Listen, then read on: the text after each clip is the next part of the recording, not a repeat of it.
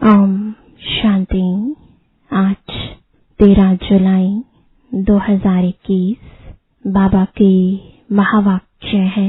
मीठे बच्चे, शिव बाबा को यह भी लालसा नहीं कि बच्चे बड़े होंगे तो हमारी सेवा करेंगे। वह कभी बूढ़ा होता नहीं, बाप ही है निष्काम सेवाधारी। प्रश्न है, भोलानाथ शिव बाबा हम सब बच्चों का बहुत बड़ा ग्राहक है, कैसे? उत्तर है, बाबा कहते हैं मैं इतना भोला ग्राहक हूँ जो तुम्हारी सब पुरानी चीजें खरीद कर लेता और उसके रिटर्न में सब नई नई चीजें देता हूँ।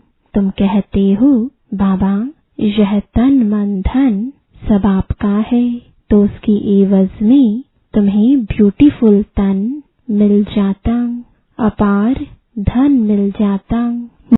शांति। यह भक्ति मार्ग में गीत गाते हैं, जो भी गीत है सब भक्ति मार्ग के हैं। उनका भी अर्थ बाप समझाते हैं, बच्चे भी समझ जाते हैं कि भोलानाथ किसको कहा जाता है। देवताओं को भोलानाथ नहीं कहेंगे। गाया हुआ है, सुदामा ने 2 मुट्ठी अन्न की दी तो महल मिल गए। तो भी कितने समय के लिए? 21 जन्म के लिए। अब बच्चे समझते हैं कि बाप आकर के भारतवासियों को बरोबर हीरे जवाहरों के महल देते हैं। किसकी एवज में देते हैं? बच्चे कहते हैं बाबा यह तन मन धन सब आपका है, आपका ही दिया हुआ है। किसको बच्चा पैदा हुआ तो कहते हैं भगवान ने दिया। धन के लिए भी कहते हैं भगवान ने दिया। कहने वाला कौन है? आत्मा। भगवान अर्थात बाप ने दिया। बाप कहते हैं सब कुछ तुमको अब देना होगा, उसकी एवज में हम तुमको बहुत ब्यूटीफुल तन ट्रांसफर कर देंगे, अपार धन देंगे। लेकिन किसको देंगे? जरूर बच्चों को ही देंगे। लौकिक बाप से अल्पकाल के लिए धन मिला है। बेहद का बाप हमको बेहद का वर्षा देंगे। बाप समझाते हैं ज्ञान और भक्ति में रात दिन का फर्क है। भक्ति में अल्पकाल के लिए मिलता है। धन है तो सुख है। धन के बगैर मनुष्य कितने दुखी होते हैं। बच्चे जानते हैं बाबा हमको अथाह धन देते हैं, इसलिए खुशी होती है। सुख धाम में तो सुख की कोई कमी नहीं। हर एक को अपनी अपनी राजधानी है। उसको कहा जाता है पवित्र गृहस्थ आश्रम। तो बाप कितना भोला है, क्या लेते हैं और क्या देते हैं। कितना अच्छा ग्राहक है बाप। यो तो बच्चों का तो बाप ग्राहक ही है। बच्चा पैदा हुआ और सारी मिल्कियत उनकी है। वह होते हैं हद के ग्राहक। यह है बेहद का भोलानाथ, बेहद के बच्चों का ग्राहक। बाप कहते हैं मैं परम धाम से आया हूँ। पुराना सब कुछ तुमसे लेकर नई दुनिया में तुमको सब कुछ देता हूँ। इसलिए दाता कहा जाता है। दाता भी इन जैसा और कोई नहीं, निष्काम सेवा करते हैं। बाप कहते हैं मैं निष्कामी हूँ, मेरे को कोई भी लालसा नहीं। ऐसे तो नहीं कहता हूँ कि बच्चों का काम है बूढ़े बाप की संभाल करना, क्योंकि हमने तुम्हारी संभाल की है। नहीं, यह कायदा होता है बाप बूढ़ा हो तो बच्चे उनकी संभाल करें। यह बाप तो कभी बूढ़ा होता नहीं, सदैव जवान है। आत्मा कभी बूढ़ी नहीं होती। यह तो जानते हो। लौकिक बाप बच्चों में उम्मीद रखते हैं कि हम बूढ़ा होगा तो बच्चे हमारी सेवा करेंगे। भल सब कुछ बच्चों को देते हैं, फिर भी सेवा तो होती है। यह शिव बाबा कहते हैं, मैं हूँ ही अभोक्ता, मैं कभी खाता ही नहीं हूँ। मैं आता ही हूँ सिर्फ बच्चों को नॉलेज देने। सुप्रीम रूह रूहों को बैठ समझाते हैं। रूह ही सुनती है हर एक बात, रूह करती है। संस्कार भी रूह ले जाती है, जिसके आधार पर शरीर मिलता है। यहाँ मनुष्यों की अनेक मतें हैं। कोई कहते हैं रूह परमात्मा ही ठहरा, उनको कुछ भी लेप छेप नहीं लगता है। आत्मा निर्लेप कह देते हैं। अगर आत्मा निर्लेप होती तो क्यों कहते पापात्मा पुण्य आत्मा। अगर आत्मा निर्लेप है तो कहा जाए पाप शरीर पुण्य शरीर। अभी तुम जानते हो कि सभी आत्माओं का रूहानी बाप हम रूहों को पढ़ा रहे हैं। इस शरीर द्वारा आत्मा को बुलाते भी है ना। कहते हैं हमारे बाप की आत्मा आई, टेस्ट ली। आत्मा ही टेस्ट लेती है।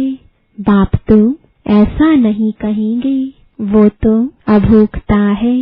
ब्राह्मणों को खिलाते हैं, आत्मा आती है। कहाँ तुम विराजमान होती होगी। ब्राह्मणों आदि को खिलाना भारत में कॉमन बात है। आत्मा को बुलाते हैं, उनसे पूछते हैं, फिर कई बातें उनकी सच्ची भी निकलती हैं। यह पितृ आदि खिलाना, यह भी ड्रामा में नोंद है। इसमें कोई वंडर नहीं खाना चाहिए। बाप नटशेल में ड्रामा के राज को बताते हैं। डिटेल तो इतनी ड्रामा की समझानी दे नहीं सकते। एक एक की समझाने में ही वर्ष लग जाए। तुम बच्चों को बड़ी सहज शिक्षा मिलती है। गाते भी हैं, हे पतित पावन आओ, आकर हमको पावन बनाओ। उनका नाम ही है पतित पावन। ब्रह्मा विष्णु शंकर को पतित पावन नहीं कह सकते हैं। बाप को ही पतित पावन लिबरेटर कहते हैं। दुख हरता सुख करता भी उनको ही कहा जाता है। वह है निराकार। शिव के मंदिर में जाकर देखो, वहां लिंग रखा है। जरूर चैतन्य था, तब तुम पूजा करते हैं। यह देवता भी कभी चैतन्य थे, तब तो उन्हों की महिमा है। नेहरू चैतन्य में था, तब तो उनका फोटो निकाल महिमा करते हैं। कोई अच्छा काम करके जाते हैं तो उनका जड़ चित्र बनाए महिमा करते हैं। पवित्र की ही पूजा करते हैं। कोई भी मनुष्य की पूजा नहीं कर सकते। विकार से पैदा होते हैं ना, तो उनकी पूजा नहीं हो सकती। पूजा देवताओं की होती है, जो सदैव पवित्र होते हैं। तुम जानते हो बाप आया था, फिर अब संगम पर आया है स्वर्ग की स्थापना करने। फिर द्वापर से रावण राज्य शुरू होगा। रावण राज्य शुरू होने से झट शिव का मंदिर बनाते हैं। अभी तुम चैतन्य में नॉलेज सुना रहे हैं, वह सत्य है, चैतन्य है, उनकी ही महिमा गाते हैं। निराकार को शरीर तो चाहिए ना, तो बाप ही आकर विश्व को हेवन बनाते हैं। उस हेवन में राज्य करने के लिए तुम पुरुषार्थ कर रहे हो। स्वर्गवासी तुम बन रहे हो। निराकार परम पिता परमात्मा ज्ञान का सागर है, परंतु सुनाए कैसे? कहते हैं मैं इस शरीर में आया हूँ, मेरा ड्रामा में यह पार्ट है, मैं प्रकृति का आधार लेता हूँ। यह जो पहले नंबर का है, इनके ही बहुत जन्मों के अंत में मैं आकर प्रवेश करता हूँ और इनका नाम ब्रह्मा रखता हूँ। पहले यह सब भट्ठी में थे तो बहुतों को नाम दिए थे, परंतु बहुतों ने फिर छोड़ दिया। इसलिए नाम रखने से क्या फायदा? तुम वह नाम देखो तो वंडर खाओ। एक ही साथ सब इकट्ठे कितने रमणीक नाम आए। संदेशी नाम ले आती थी, वह लिस्ट भी जरूर रखनी चाहिए। सन्यासी भी जब सन्यास करते हैं तो उनका भी नाम बदल जाता है। घर बार छोड़ देते हैं, तुम छोड़ते नहीं हो। तुम ब्रह्मा के आकर बनते हो, शिव के तो हो ही। तुम कहते ही हो बाप दादा। सन्यासियों का ऐसे नहीं होता है, भल नाम बदलते हैं परंतु बाप दादा नहीं मिलता, उनको सिर्फ गुरु मिलता है। हठ योगी हद के सन्यासी और राजयोगी बेहद के सन्यासी में रात दिन का फर्क है। गाया भी जाता है ज्ञान, भक्ति और वैराग्य। उनको भी वैराग्य है, परंतु उनका है घर बार से वैराग्य। तुमको सारी दुनिया से वैराग्य है। उनको पता ही नहीं कि सृष्टि बदलती है। तुम्हारा है बेहद का वैराग्य। वह सृष्टि खलास होनी है। तुम्हारे लिए नई दुनिया बन रही है, वहां जाना है, परंतु पावन होने बगैर तो वहां जा नहीं सकते। दिल में जचता है बरोबर नई दुनिया में देवी देवताओं का राज्य था, जो बाप अब स्थापन करते हैं। तुम जानते हो शिव बाबा को याद करने से हम पुण्य आत्मा बन जाएंगे। है बड़ा सहज, परंतु याद भूल जाती है। भक्ति मार्ग की रस्म रिवाज बिल्कुल ही अलग है। वापस अपने घर तो कोई जा नहीं सकता। पुनर्जन्म सबको जरूर लेना है। घर जाने का समय एक ही है। फलाना मोक्ष को प्राप्त हुआ, यह तो गपोड़ा है। बाप कहते हैं कोई भी आत्मा बीच से वापस नहीं जा सकती, नहीं तो सारा खेल बिगड़ जाए। हर एक को सतो रजो तमो में जरूर आना है। मोक्ष के लिए तो बहुत आते हैं। समझाया जाता है मोक्ष होता नहीं, यह तो अनादि बना बनाया ड्रामा है। वह कभी बदली नहीं हो सकता।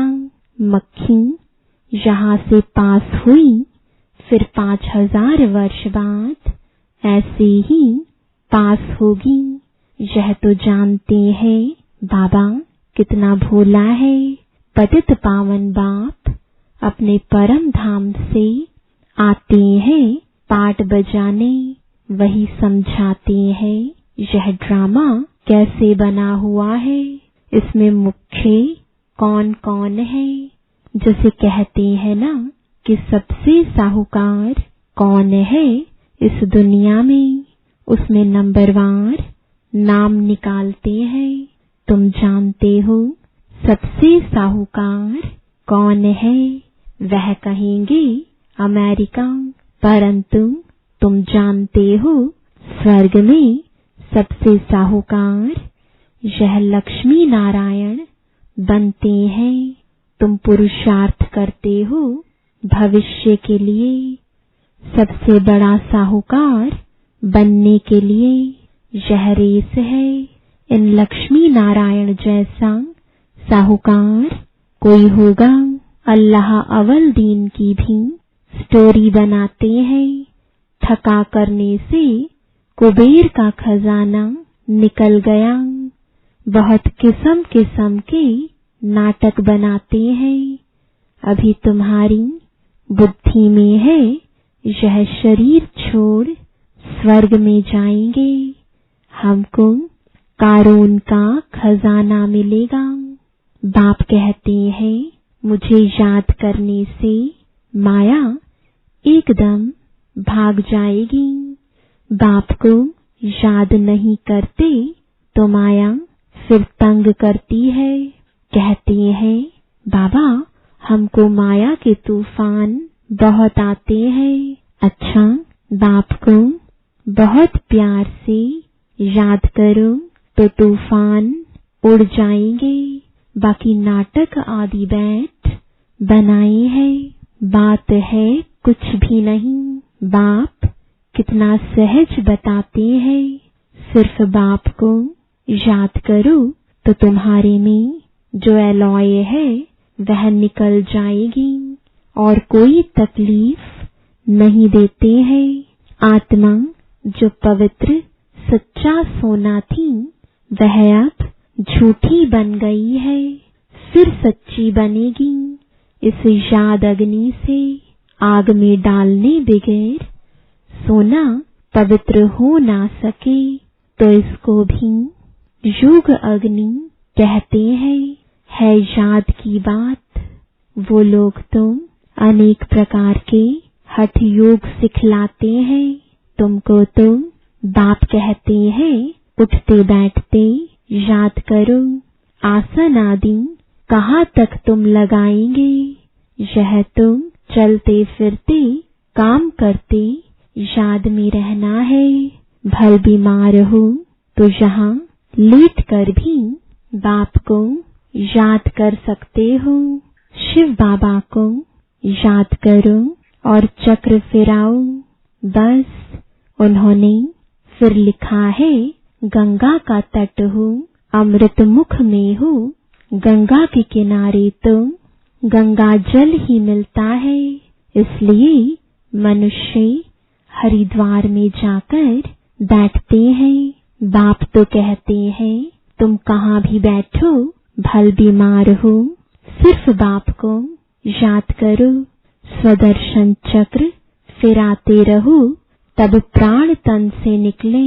यह प्रैक्टिस करनी पड़े उस भक्ति मार्ग की बातों में और उस ज्ञान मार्ग की बातों में कितना रात दिन का फर्क है। बाप की याद से तुम स्वर्ग के मालिक बन जाएंगे। वह तुम लड़ाई वालों को कहते हैं जो युद्ध के मैदान में मरेगा वह स्वर्ग में जाएगा। वास्तव में युद्ध यही है। उन्होंने कौरवों पांडवों का लश्कर दिखाया है। महाभारत लड़ाई हुई, फिर क्या हुआ? रिजल्ट कुछ भी नहीं, बिल्कुल ही घोर अंधियारा है। कुछ भी समझते नहीं, इसलिए अज्ञान अंधियारा कहा जाता है। बाप फिर रोशनी करने आया है। उनको ज्ञान का सागर नॉलेजफुल कहा जाता है। अभी तुमको भी सारा ज्ञान मिला है। वह है मूल वतन जहाँ तुम आत्माएं रहती हो उनको ब्रह्मांड भी कहा जाता है।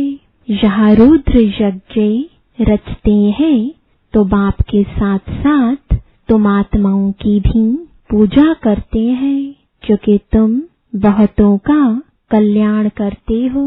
बाप के साथ तुम भारत की खास और दुनिया की आम रूहानी सेवा करते हो, इसलिए बाप के साथ तुम बच्चों का भी पूजन होता है। अच्छा, मीठे मीठे सिकिलदे बच्चों प्रति माता पिता बाप दादा का याद प्यार और गुड मॉर्निंग। रूहानी बाप की रूहानी बच्चों को नमस्ते। रूहानी बच्चों की रूहानी बाप दादा को गुड मॉर्निंग और नमस्ते। धारणा के लिए मुख्य सार है, पहला, माया के तूफानों को भगाने के लिए बाप को बहुत बहुत प्यार से याद करना है। आत्मा को योग अग्नि से सच्चा सच्चा सोना बनाना है। दूसरा, बेहद का वैरागी बन इस पुरानी दुनिया को भूल जाना है। दुनिया बदल रही है, नई दुनिया में जाना है, इसलिए इससे संन्यास ले लेना है। वरदान है, ज्ञान की पॉइंट्स को हर रोज रिवाइज कर समाधान स्वरूप बनने वाले बेगमपुर के बादशाह भव।